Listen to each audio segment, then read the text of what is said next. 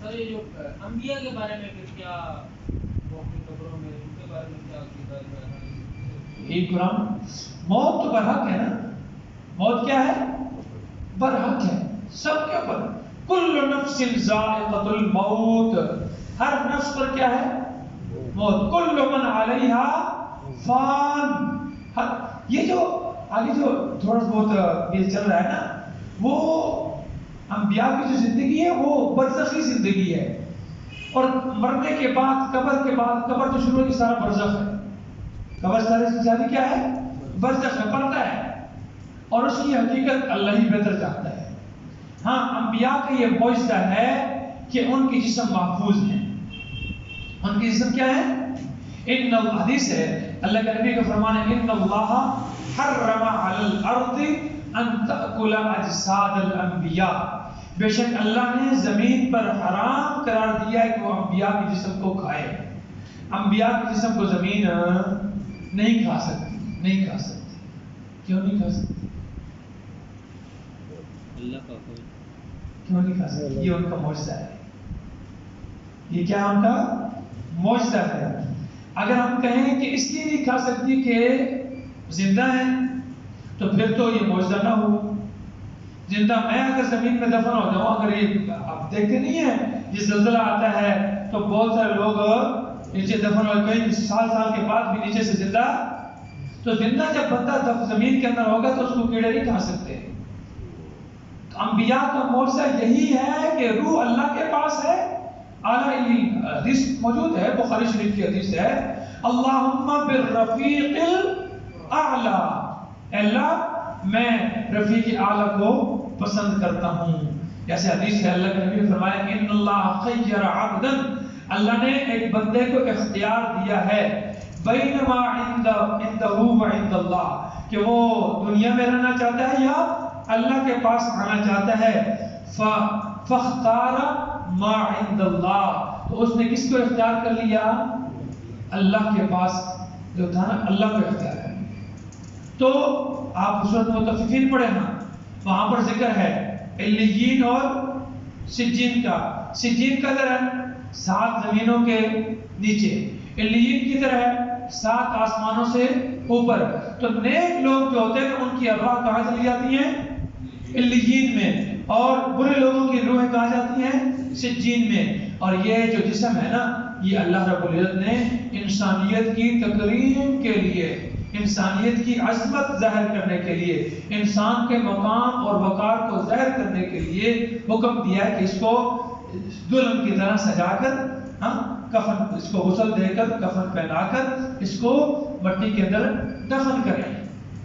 عام جانوروں کی طرح پیر نہیں چھوڑ پھینکنا کہ جانور درندے کھا لیں، نہیں، یہ انسانیت کی تقریب ہے. باقی اس کے بعد اب اگر یوں ہم کہیں کہ بھئی عذاب قبر کیا ہے؟ برحق ہے. اہل سنت والجماعت کا عقیدہ ہے کہ قبر کا عذاب کیا ہے؟ اب جب قبر کا عذاب برحق ہے تو ہندوؤں کو عذاب ہو رہا ہے کہ نہیں ہو رہا؟ قبر سب ہو رہا ہے کہ نہیں ہو رہا؟ ہو رہا ہے نا. تو کیا ان کی قبریں ہیں ہندوؤں کی؟ وہ کدھر ہے؟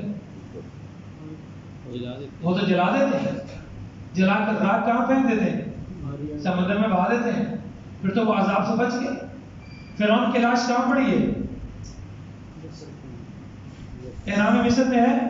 اور قرآن کیا کہتا ہے؟ النار یعرضون علیہا غدوا وعشیا، صبح شام اس پر آگ پیش کی جاتی ہے. تو وہاں کوئی آگ دیکھتا ہے؟ کسی نے آج تک وہاں دیکھی ہے بھئی آگ یہاں صبح بھی اس کو پیش کی جا رہی ہو، شام کو بھی پیش کی جا رہی ہے؟ جس وقت اس کو وہاں پڑا ہوا ہے تو وہ پھر عذاب سے محفوظ ہو گیا، بچ گیا؟ نہیں، عذاب ہو رہا ہے. کہاں ہو رہا ہے؟ کہاں ہو رہا ہے؟ سجین میں ہو رہا ہے، جہاں اس کی روح چلی گئی ہے.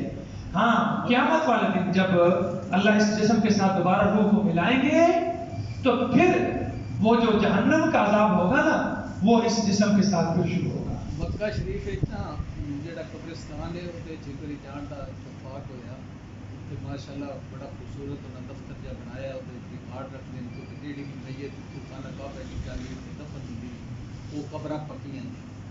اچھا انہوں کے اتنے نا کئی اتنے سبز پٹی لگی کئی اتنے سرخ لگی وہ تو اسی پوچھا بھائی کہ کی مقصد کی انہوں نے پھر سانو دسیا انہوں نے آخیا بھائی یہ جڑی سرخ ہے نا یہ بندہ دفن کر کے سرخ سبز پتی لا چاہیے یہ 5 سال بعد اسی پھر یہ پٹنا ہے وہ پڑی چکنی جی اگر میت وہ سمجھو لاش خراب ہو گئی ہے تو وہ ہڈیاں شڈیاں چک کے تو وہ اسی بہا لینیاں تے جے اگر یہ ٹھیک ٹھاک ہے تو پھر اسی انہوں دب کے تو اتنے ہی ہری پھر لا دیں پھر 5 سال بعد تیجی باری جیسے پٹنی ہے نا جی تیجی باری بھی وہ سمجھو 10 سال تو بعد انجار ہوا تو پھر لال ساری زندگی نہیں. ہاں یہ تو دیکھو نا اولیاء اللہ کے معجزات ہیں کرامات ہیں نبیوں کی معجزہ ہے اور ولیوں کی کرامت ہے. شہداء شہید زندہ ہے کہ نہیں؟ قرآن نے کہا ہے لا تقولوا لمن يقتل في سبيل الله اموات بل احیاء ولكن لا زندہ تو ہے تو زندہ آدمی کی بیوی بیوہ ہوتی ہے.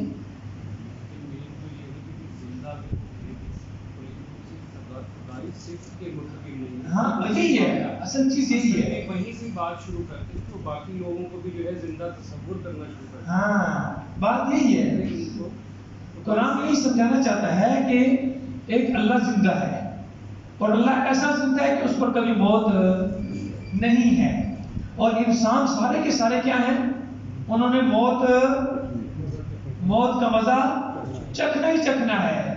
ساری دنیا نے کیا ہونا ہے چاہے فرشتے ہیں چاہے جنات ہیں چاہے انسان ہیں 18,000 مخلوقات جتنی بھی ہیں سب نے کیا ہونا ہے فنا ہو جانا ہے. یبقى وجه ربك ذو الجلال والاکرام ایک رب کی ذات جو ہے نا وہ باقی رہے گی. ہاں اللہ اس دنیا کے اندر بھی کرامات اولیاء کے دکھاتے ہیں ان کا جسم کیڑے نہیں کھاتے لیکن یہ جو صرف یہ معجزہ جو خاص ہے نا وہ صرف کن کے لیے انبیاء کے لیے تو لازمی ہے نا وہ تو نبی نے کہہ دیا ہے. اس کے بعد کئی شہداء ایسے گزرے ہیں جن کے وجود آج بھی اسی طرح صحیح سلامت موجود ہیں. کئی اولیاء اللہ ایسے گزرے ہیں جن کے وجود آج بھی صحیح سلامت موجود ہے. اس میں کوئی اختلاف نہیں ہے لیکن یہاں سے جب آگے بات چلی جاتی ہے نا اچھا یہ پہنچی ہوئی سرکار ہے پھر اس کی عبادت شروع ہو جاتی ہے. وہ عبادت کیوں شروع ہوتی ہے یہیں سے شروع ہوتی ہے کہ یہ کیا ہے ہمارے پکار سنتا بھی ہے اور جانتا بھی ہے. اس کو جاننے کے بعد ہماری حاجت کو پورا بھی کر سکتا ہے. تو یہ کیا ہو گیا شرک شروع ہو گیا. سمجھ آئے ہم جو پڑھ رہے ہیں تو خاص حضرت عیسیٰ علیہ السلام کی کہ ان کو یہ قدرت نہیں. حالانکہ دیکھو عیسیٰ علیہ السلام ابھی زندہ ہے کہ نہیں؟ عیسیٰ علیہ السلام تو برحق زندہ ہیں چوتھے آسمان پر زندہ ہیں اور وہ کیا فرما رہے ہیں کہ اللہ مجھے تو پتا ہی نہیں ہے. اب آگے سنیے دیکھیں بات ہو جائے گی. ما قلت لهم کتنی شکیں ہو گئی؟ پہلی شک سبحانک, دوسری شک ما یکون لی ان اقول ما لیس لی بحق اور تیسری شک ان کنت قلته فقد علمت سے لے کر انک انت علام الغیوب. چوتھی شک جواب کیا آ رہی ہے ما قلت لهم الا ما امرتنی به میں نے تو ان کو نہیں کہی مگر وہی بات جس کا مجھے آپ نے حکم دیا ہے. اور وہ کس بات کا حکم دیا ہے؟ ان اعبد اللہ ربی و ربکم کہ تم اللہ کی عبادت کرو جو میرا بھی رب ہے اور تمہارا بھی رب ہے. میں نے اس بات کا حکم دیا. اور آگے وَكُنْتُ عَلَيْهِمْ شَهِيدًا اور میں اس پر گواہ رہا مَا دُمْتُ فِيهِمْ جب تک میں ان کے درمیان موجود رہا. فَلَمَّا تَوَفَّيْتَنِي پھر جب تو نے مجھے پورا اپنے پاس اٹھا لیا. پھر جب تو نے مجھے یہ توفیت سے کیا مراد ہے پورا اپنے پاس زندہ آسمانوں پر اٹھا لیا. كنت انت الرقیب علیہم پھر تو ہی ان کے اوپر نگہبان ہے. مجھے تو نہیں پتا کہ میرے بعد وہ کیا کچھ کرتے رہے. حالانکہ عیسیٰ علیہ السلام زندہ ہے کہ نہیں؟ برحق زندہ ہے نا. یہ ہمارا عقیدہ ہے کہ عیسیٰ علیہ السلام چوتھے آسمان پر اور عیسیٰ علیہ السلام کیا کہہ رہے ہیں؟ مجھے کوئی پتا نہیں ہے. وَأَنْتَ عَلَىٰ كُلِّ شَيْءٍ شَهِيدٌ، اور تو ہر چیز پر خبردار ہے، تو ہر چیز سے خبردار ہے، کوئی چیز تجھ سے مخفی نہیں ہے. یہ 5ویں شکل. اب آگے کیا فرماتا ہے؟ ان تعذبهم، اگر تو ان کو عذاب دے تو تجھ پر کوئی اعتراض کر سکتا ہے؟ اور کوئی کر سکتا ہے اللہ سے اعتراض؟ کیوں نہیں کر سکتا؟ کیوں؟ فَإِنَّهُمْ عِبَادُكَ، کیونکہ یہ تیرے بندے ہیں اور تو ان کا مالک ہے. مالک اپنی مملوکہ چیز سے جیسے مرضی سلوک کر لے. ان تعذبهم، اگر تو ان کو عذاب دے، اس کی جزا محذوف ہے. جزا کیا؟ یہ شرط ہے نا. ان تعذبهم، اگر تو ان کو عذاب دے تو تجھ سے کوئی پوچھ، یہ جزا محذوف ہے، تجھ سے کوئی پوچھ نہیں سکتا. اس جزا محذوف کی علت آگے بیان ہو رہی ہے. کیوں نہیں پوچھ سکتا؟ اس لیے کہ فَإِنَّهُمْ عِبَادُكَ، کیونکہ یہ تیرے بندے ہیں اور تو ان کا کیا ہے؟ مالک ہے، تو ان کا آقا ہے، اور مالک سے کوئی بندہ پوچھ.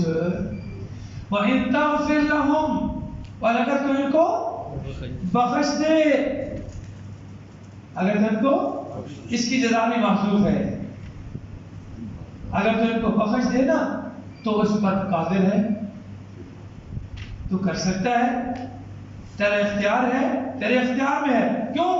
اس لیے کہ فَإِنَّكَ أَنْتَ الْعَزِيزُ، کیونکہ تو ہی کیا ہے؟ غالب ہے نا. الحکیم، حکمت والا ہے. تیرا کوئی بھی حکم، تیرا کوئی بھی کام حکمت سے خالی نہیں ہے. یہاں تک بات سمجھ آئی کہ کتنی واضح اللہ نے الفاظ میں کہہ دی. کوئی جناب علی اس میں ہیر پھیر کی ضرورت نہیں. اگر آپ لفظی ترجمہ بھی پڑھ رہے نا تب بھی آپ کو کیا آ جائے گا؟ مسئلہ ہے توحید بالکل ایک دونے دونے تے دو دونے چار طرح سے سمجھ آ جائے گا.